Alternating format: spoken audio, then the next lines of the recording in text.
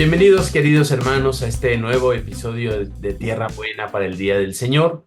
Estamos reflexionando el tercer domingo de Pascua y este ciclo B que nos presenta ahora el Evangelio de Lucas.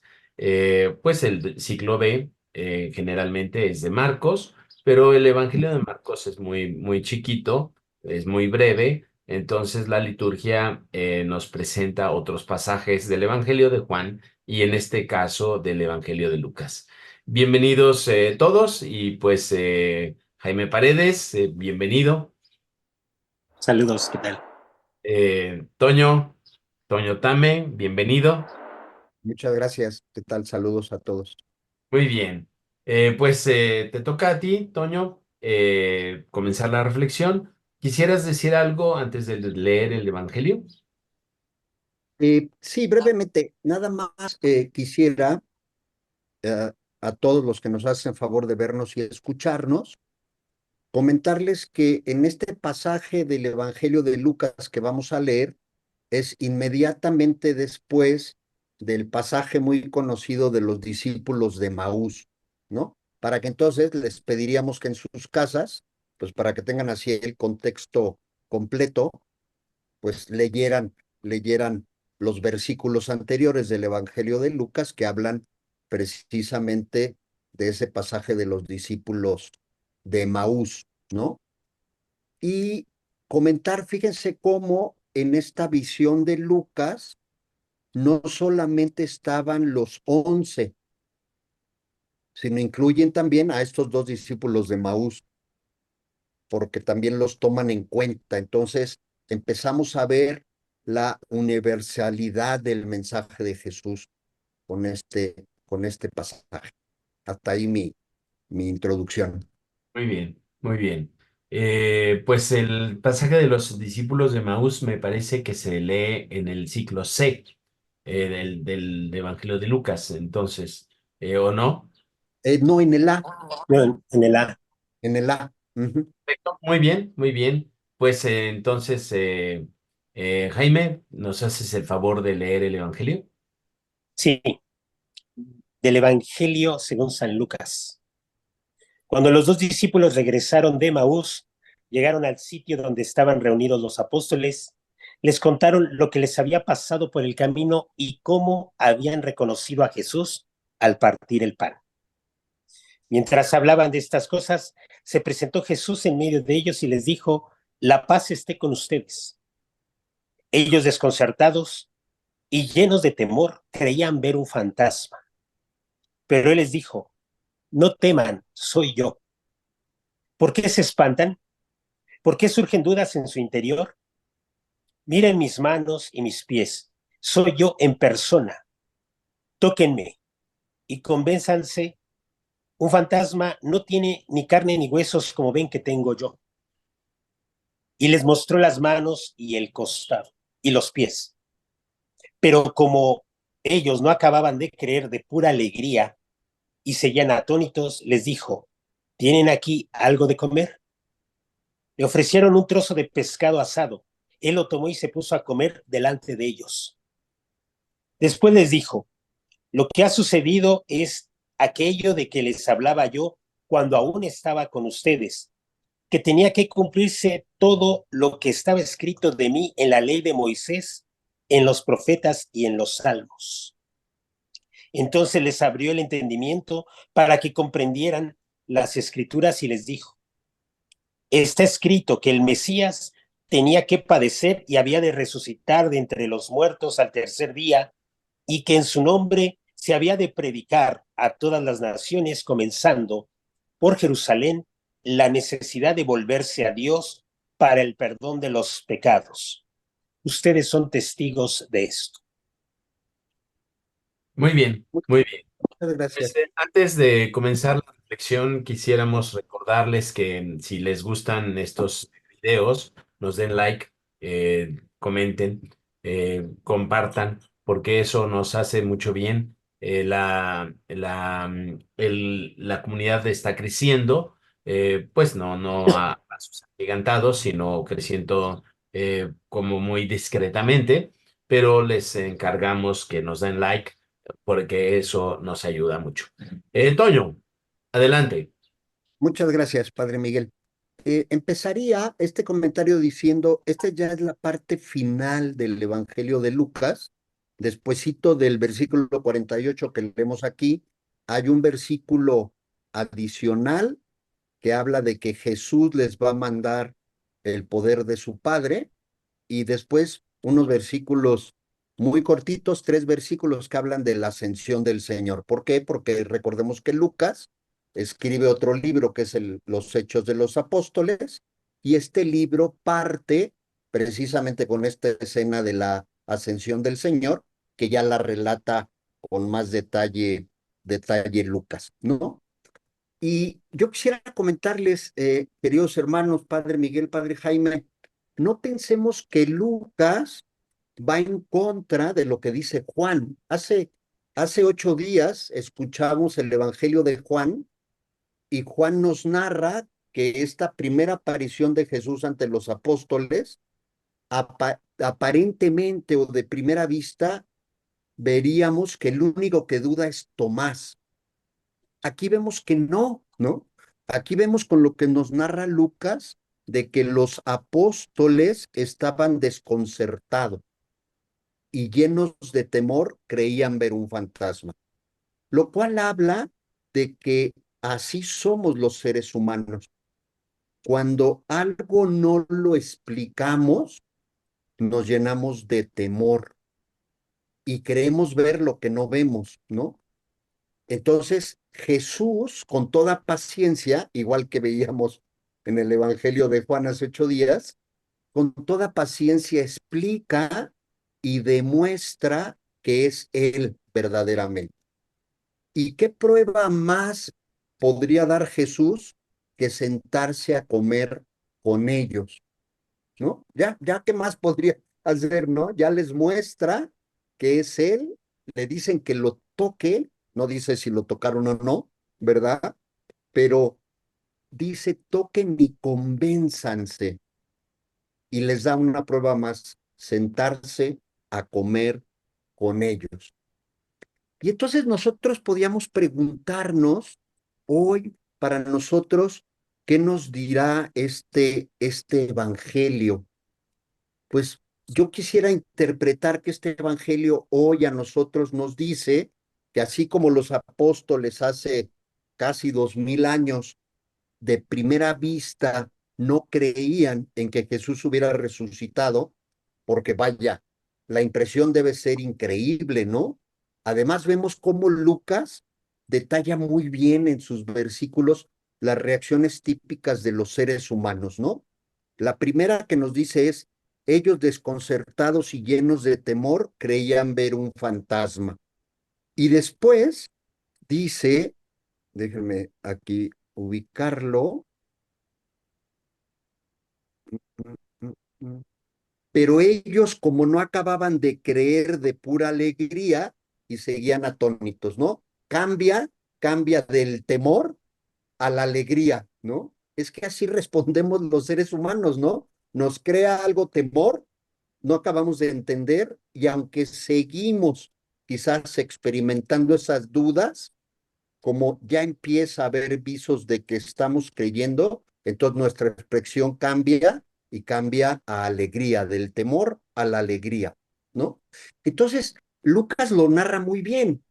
Y para nosotros, queridos hermanos, hoy, ¿qué nos puede decir esto en nuestra vida? Que hoy nosotros creemos en Jesús, pero a veces no acabamos de creer. Creemos en el sacramento de la reconciliación, pero a veces no acabamos de creer que eso es lo único que perdona los pecados, ¿no? Creemos en el bautismo, pero no acabamos de creer realmente que allí se nos da el Espíritu Santo. Creemos en el sacramento del matrimonio, pero no acabamos de entender y comprender que el matrimonio es para toda la vida, ¿no? Y entonces empezamos a decir que, claro, pues el matrimonio era para toda la vida, porque en ese tiempo de Jesús y después, pues las personas vivían 40 años, ¿no? entonces pues no había ningún problema. Entonces, lo que quiere decir esto es que nosotros creemos, pero dudamos de algunas cosas. Creemos, pero algunas cosas no nos terminan de convencer y dudamos. Y es aquí donde Jesús nos vuelve a decir, a ver, aquí estoy yo, ven y acércate.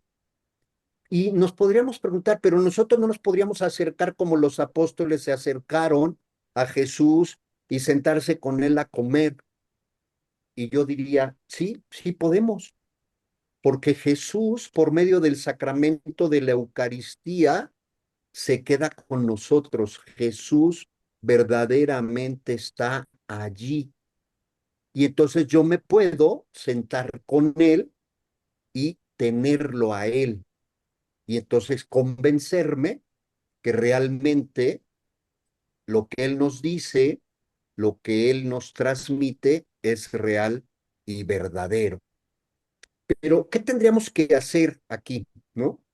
Vemos que los apóstoles entienden cuando Jesús les abre el entendimiento. Fíjense, se vuelve a remarcar en este pasaje del Evangelio de Lucas que no es iniciativa del hombre, no es de que yo decido y entonces yo lo hago cuando yo quiera.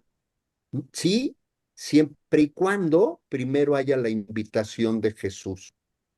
Y lo hemos dicho varias veces, ¿cuándo nos invitó a nosotros Jesús a creer en Él y cuándo nos abrió el entendimiento? El día de nuestro bautismo. Porque igual que los apóstoles, en donde vemos que hay un cambio absoluto y completo de 180 grados de la actitud que tuvieron desde que Jesús padeció, fue muerto y resucitó, es cuando ellos, Jesús les abre el entendimiento, les da al Espíritu Santo.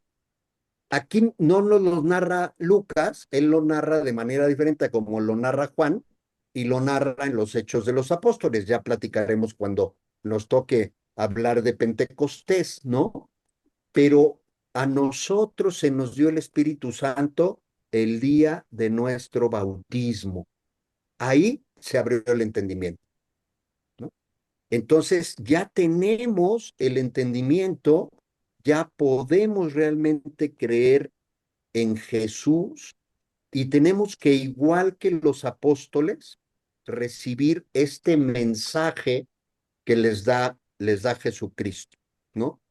Y les dice que en su nombre se había de predicar a todas las naciones, comenzando por Jerusalén, la necesidad de volverse a Dios para el perdón de los pecados. Esto que les dice Jesús a sus apóstoles, nos lo sigue diciendo hoy a nosotros. Nosotros tenemos que predicar a todas las naciones este mensaje de Jesús para que nos volvamos a Dios y volviéndonos a Dios, nuestros pecados queden perdonados.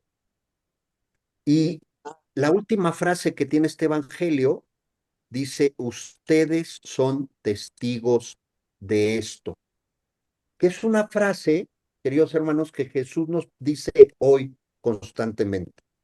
Nosotros somos testigos de todo lo que Jesús hizo y de todo, bueno, todo por decir lo que está narrado en los evangelios, ¿no? Juan ya nos dice que Jesús hizo muchas otras cosas, pero que no están puestas en el libro o en el evangelio que él escribió, porque solamente se pusieron las que se consideraron necesarias para que nosotros creamos en él y creyendo en él tengamos vida, ¿no?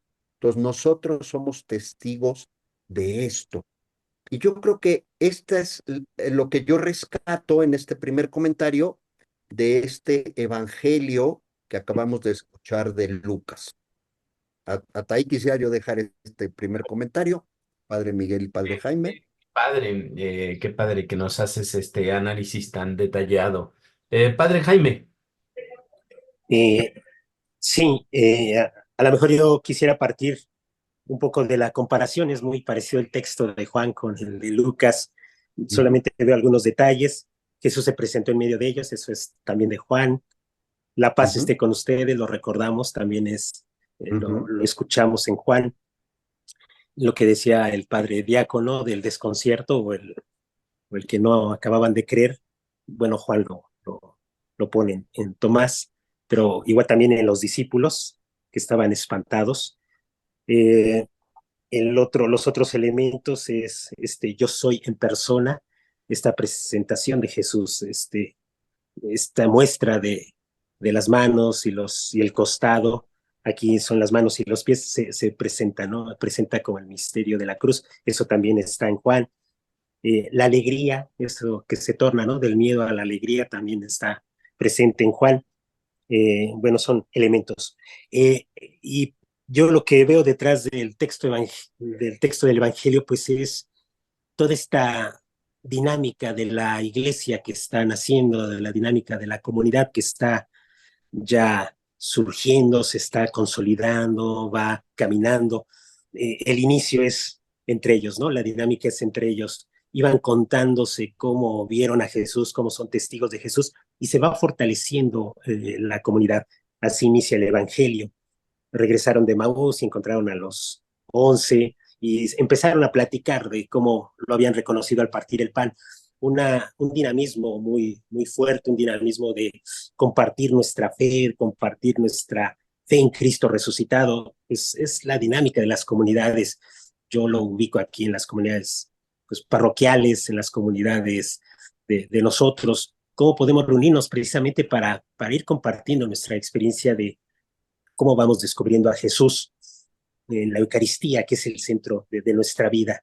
Ya lo diría también, el concilio es el centro, es el culmen, es la fuente y el culmen de nuestra vida, es nuestro eje por el cual nos movemos, esta Eucaristía, la Eucaristía del Señor. Después, los otros aspectos de la vida comunitaria, pues es este encuentro con Jesús. Ya lo hice, bueno, ya lo mencioné un poco de comparación con el Evangelio de Juan, pero es este encuentro con Jesús. Es una comunidad que se encuentra con Jesús, no parte solo de la empatía que podamos tener entre nosotros o de los mismos criterios que podamos poseer los que nos reunimos, sino es por el encuentro con Jesús y Jesús muerto y resucitado. Es todo el misterio, es el misterio, por eso las manos y el costado, pero también Él está vivo y dice, soy yo, no soy un fantasma, eh, es este otro dinamismo. Entonces, en este texto yo alcanzo a mirar un poco pues esta dinámica comunitaria, cómo nos reunimos entre nosotros para compartir nuestra fe, cómo es nuestro encuentro con Jesús, cómo puede ser nuestro encuentro con Jesús domingo a domingo, pues durante la vida también, pero es este encuentro.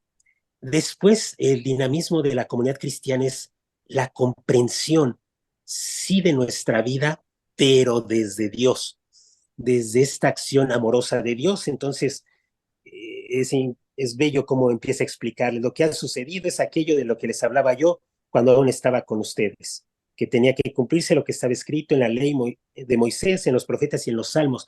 Es decir, cómo ha estado presente Dios a lo largo de la historia, ¿no? Vemos que Moisés, los profetas y los salmos, pues es la vida del pueblo de Israel.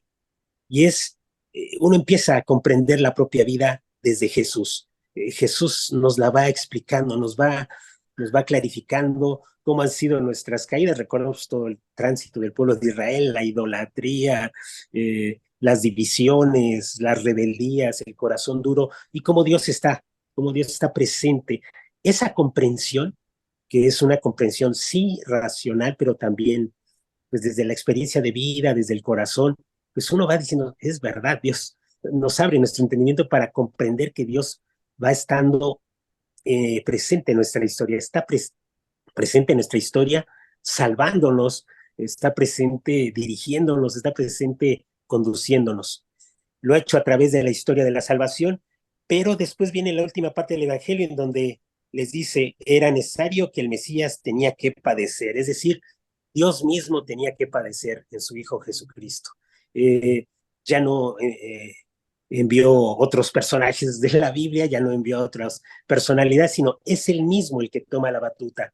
Es el mismo, como lo diría en otros textos, yo mismo iré a pastorear a mis ovejas, yo iré al frente de ellas, yo las conduciré. Pues es Dios mismo, y Dios mismo, el Mesías que padece. Es una expectativa que, sin lugar a duda, los primeros cristianos tuvieron que masticar mucho, entender que el Mesías que llegaba iba a padecer, iba a ser el siervo. De hecho, pues es uno de los primeros títulos que van identificándose con Jesús. Es el siervo doliente, es el siervo de Isaías.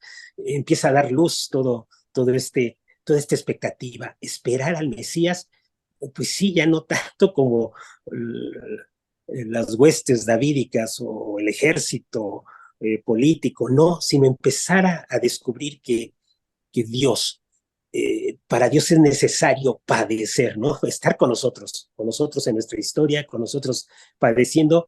Él, en un gesto amoroso, se hace siervo y se hace como nosotros. Y entonces, pues viene todo eso, ¿no? Era necesario que el Mesías tuviera que padecer y resucitar de entre los muertos. ¿Qué trae consigo para la comunidad cristiana? La comunidad cristiana que nos reunimos, compartimos la fe, tenemos encuentro con Jesús y vamos entendiendo nuestra vida a partir de este gesto amoroso de Dios como siervo. ¿Qué trae consigo?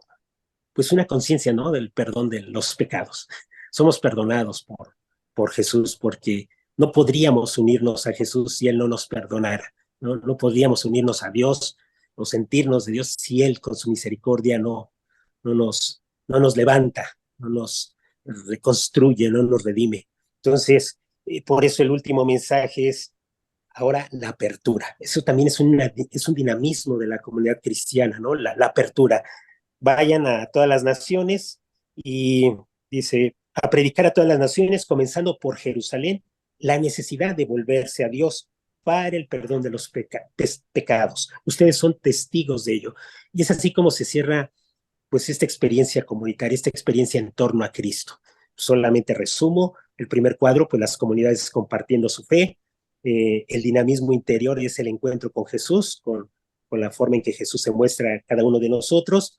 También el tercer punto de esta comunidad cristiana podría ser la forma de ir entendiendo nuestra vida desde esta explicación que Jesús da, cómo ha estado presente en nuestra historia, y después viene ya la, la apertura, es decir, somos testigos de que Dios, eh, haciéndose siervo como uno de nosotros hasta morir en la cruz, este, nos alcanza el perdón. Somos perdonados y somos testigos de ello. Somos testigos del perdón, somos testigos de la acción de Dios, somos testigos de este gesto de reconciliación y solo a partir del perdón entonces también se entiende una dinámica cristiana distinta desde nosotros, encontrándonos, pero desde esta dinámica del perdón.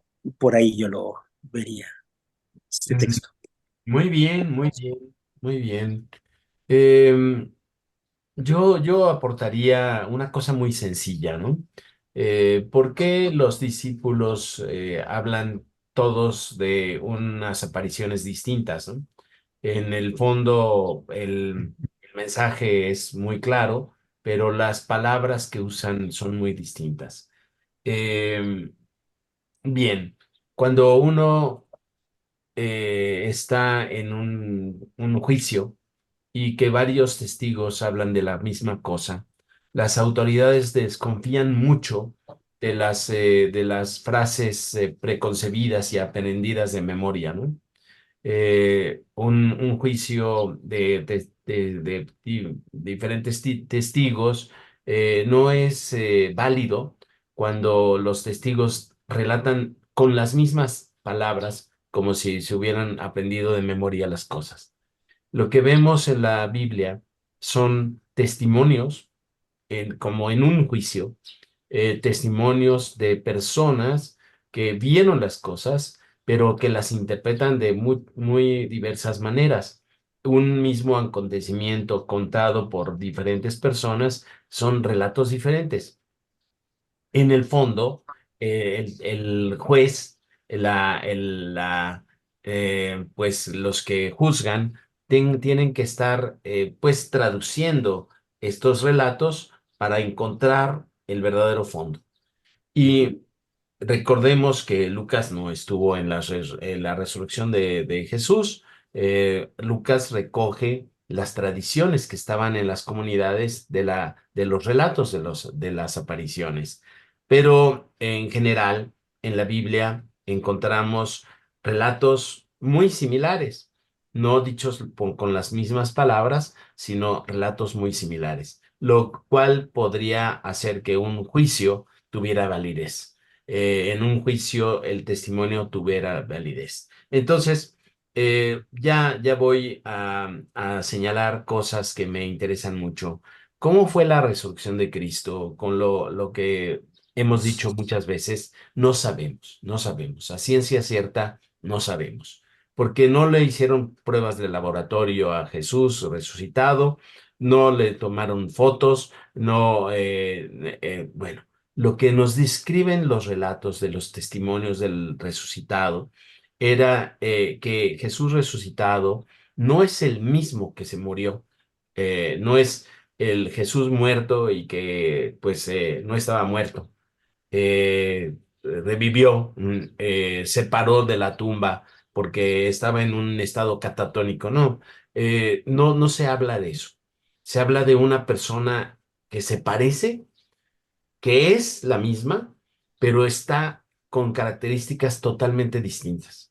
Por eso la sensación de que es un fantasma, porque se les aparece en lugares a puerta cerrada, porque se aparece en dos lugares a la vez, porque se aparece en Emaús a los discípulos de Emaús y se aparece a los 11 y luego se aparece, bueno, a los 10 y luego se aparece con Tomás, es decir, y a más de 500, a más de 500 hermanos. Es decir, se aparece no como una persona que haya hecho finta de haberse muerto y se para con las mismas características, porque Jesús se separa de la tumba después de estar profundamente muerto, legalmente muerto.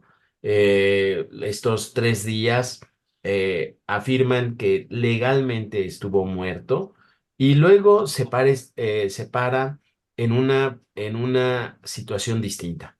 Sí tiene las marcas de la pasión.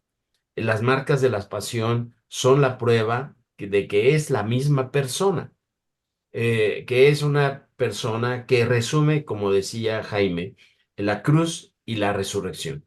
Allí están pegadas las dos cosas. Y esto es indivisible. No podemos pensar en una cruz que no lleve a la resurrección. No podemos pensar en una resurrección que alcancemos sin la cruz, es decir, la donación y la fecundidad, ¿no? De esta donación. Pero el Señor nos dice que parecía un fantasma porque se aparecía en lugares que no debían haber sido lógicos, pero también no es un fantasma porque habla, come, dialoga con los discípulos. Es una persona que podríamos imaginar con un cuerpo glorioso, un cuerpo glorioso. Es decir, es la misma persona con los signos de la pasión, pero no es la misma, no es la misma condición que en la que acabó el Señor, la que acabó el Señor después de la tortura de la pasión. El cuerpo que enterraron no es el mismo cuerpo que resucitó. Es la misma persona, pero con características diferentes. Y esto hace que la comunidad entre en un proceso de entendimiento que no es de un día para otro, no es de un instante para otro. En nuestro proceso de entendimiento va a tener que explorar, que pensar, que orar mucho esto para descubrir las características del cuerpo resucitado, del cuerpo del resucitado, de alguna manera, como decía el padre Toño, de alguna manera se nos aparece a nosotros también. No se aparece como a los discípulos, porque a los discípulos les tocó unas características de aparición que terminaron con la ascensión, que le dice a Tomás, dichosos los que sin haber visto han creído. Y yo hacía la reflexión de jalar un texto del Evangelio de Juan, del capítulo anterior, de los capítulos anteriores, dichosos los que van a creer por medio de su palabra, por medio de su testimonio. Es decir, nosotros somos creyentes en el testimonio de los apóstoles que lo vieron resucitado. Y esto hace que nosotros, domingo a domingo, a través de su palabra, a través de los sacramentos, como decía el padre Toño, nos encontremos con el resucitado. El problema de aquí, bueno, por decir un problema, el tema de aquí es que nosotros tenemos la posibilidad de encontrarnos con el resucitado. El encuentro que ya el padre Jaime nos ha hecho énfasis en muchos episodios del Tierra Buena, que es el fundamento de nuestra fe, el encuentro con el resucitado, lo podemos tener a través de la comunidad, a través de la palabra, a través de los sacramentos. Y esto, para mí, es una cadena de testimonios. Nosotros haciendo las obras del resucitado, cuando, cuando nos donamos a nosotros mismos y encontramos en la donación la resurrección, somos testigos de que este mecanismo funciona, muerte y resurrección. Si nosotros no nos donamos a nosotros mismos, no podemos ser testigos de la resurrección de Cristo para los demás y ni para las siguientes generaciones. A pesar de que nosotros reducimos mucho el tema del cristianismo a una moralidad, la moralidad no es el tema del cristianismo. La cruz es el tema del cristianismo. Nosotros transformamos el mundo en base a la donación, en base al perdón, en base a la escucha, la tolerancia. Nosotros tenemos la fuerza del Espíritu para ir a predicar este sistema, ¿no? El sistema. Cuando perdonamos, resucitamos. Cuando nos donamos, resucitamos. Cuando hacemos algo a favor de los demás, de los pobres, de los necesitados, de los que necesitan nuestra escucha, necesitan nuestro trabajo, cuando nosotros hacemos esto, resucitamos. Y sin esto, no podríamos ser cristianos. A pesar de que nos portemos bien, que seamos buenitos, a pesar de que tengamos una vida feliz y próspera. No, el cristianismo es cruz y resurrección. Y si nosotros somos testigos de la cruz, somos testigos de la resurrección. Ahí le dejaría yo. Toño. Pues en este segundo comentario así breve, vemos, y lo hemos platicado también antes, cómo la iglesia, por medio de su liturgia, nos va presentando diferentes pasajes del Evangelio de diferentes autores para ir teniendo como una secuencia, un hilo conductor que nos pueda ir clarificando más cómo estas lecturas, cómo lo que se nos narra de la vida de Jesús, lo podemos ir aplicando a nuestra vida diaria. Y por eso vemos que el domingo pasado se hace énfasis en la fe, ¿no? Pero hoy, en este domingo, vemos que el énfasis, y les invitamos a que lean la primera y segunda lectura, también ya se está poniendo de que el que cree, el que tiene fe, tiene que esa fe convertirla en obras para que hagamos presente el amor de Dios. Y quiero leer rápidamente el último versículo de la que se lee en este domingo también, tomado de la primera carta del apóstol San Juan, que dice así: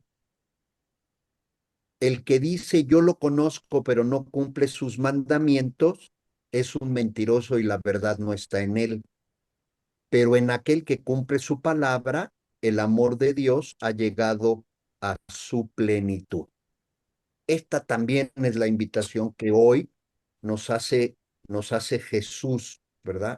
Tenemos que volver en obras lo que creemos y lo que estamos escuchando de Jesús.